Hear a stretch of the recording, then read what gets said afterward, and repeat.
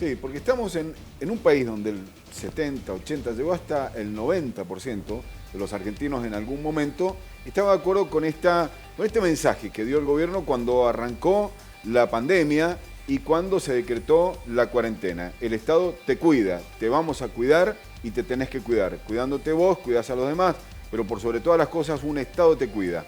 Este número fue descendiendo en los últimos días, producto de que fue creciendo también la milladura económica. Esto está clarísimo y se han juntado las dos curvas. Entonces, hay una porción que para algunos es minoritaria, pero otros es fuerte, y la van a ir a discutir directamente en los tribunales, que es esta visión que vos decías, Fernando. Es decir, el gobernador en las últimas horas, en el transcurso de esta semana, cuando a través de un decreto reguló las salidas para comprar a través del número de documento, la finalización del DNI, más los días, bueno, avasalló derechos y libertades, el derecho a la vida, el derecho a la libertad, el derecho al trabajo, porque ¿qué entienden estos abogados? Son 9 en total, que las personas se cuidan solas, se pueden cuidar solas. El Estado tiene que dar un marco más o menos general donde debe dar información de qué es lo que está ocurriendo, por ejemplo, con la pandemia, traen ejemplos de otros países del mundo, y dice, bueno, el Estado no tiene que avanzar sobre los derechos que tenemos los ciudadanos de este país de salir a comprar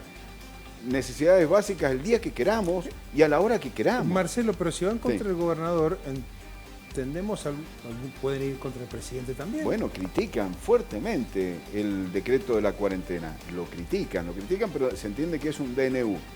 Y después, cuando obviamente la presentación es larga y ya está en manos de la justicia ha comenzado a estudiarla y le ha girado las actuaciones a la Fiscalía de Estado y al asesor de gobierno para que contesten, porque es un recurso de amparo, no hay muchas críticas, muchas, a los decretos de la cuarentena, empezando por aquel del 19 de marzo del presidente de la Nación, pero no van contra ese decreto, van contra lo del gobernador. Porque dice, ya veníamos con libertades restringidas, y lo que hizo el gobernador, particularmente con imponernos los días y las horas para poder salir, esto es intolerable, y lo explica Omar Fornetti, uno de los abogados de los 9 que firmó y que firmaron esta presentación. Escucha lo que dice.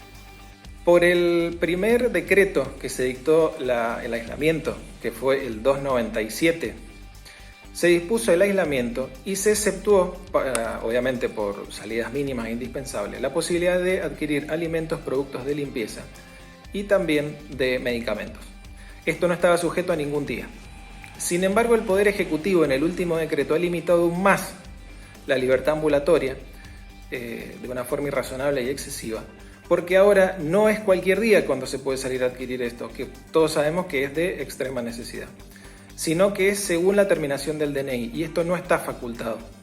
La posibilidad que tenía el gobernador era de exceptuar otras actividades, no estas que ya estaban exceptuadas por el Poder Ejecutivo Nacional.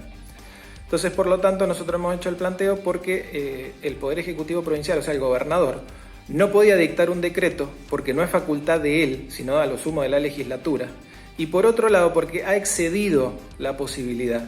De hecho, la norma es clara al decir que se podrán decidir excepciones al cumplimiento del aislamiento social preventivo obligatorio y a la prohibición de circular. ¿Qué quiere decir esto? Que se le daba la facultad de poder ampliar aún más las actividades permitidas. Y esto no ha sido hecho por el señor gobernador, sino que al contrario nos ha limitado más la libertad individual. Escuchamos ahí los argumentos. Marcelo, tengo acá los nombres. Ajá. Los nombres de estos abogados. Sí. ¿Pero que representan algún sector, algún grupo de agrupación? Abogados. Abogados que, a ver, coinciden, algunos son amigos, son más liberales que otros en realidad, pero coinciden en esto. Claudia Milanese, Silvana Ippoliti, Bárbara Codina, Omar Esteban Fornetti, que era el que veíamos recién, Pablo Enrique de Rosas, Gonzalo Gatica, Gilberto Santamaría, Ignacio Santamaría Guevara y Nicolás Parma. Ellos son los abogados que han ido a la justicia y bueno, están en un brete. Allí la justicia debe determinar efectivamente si le da y rápidamente lugar o no, amparo, a este amparo, exactamente. Interesante lo que plantean.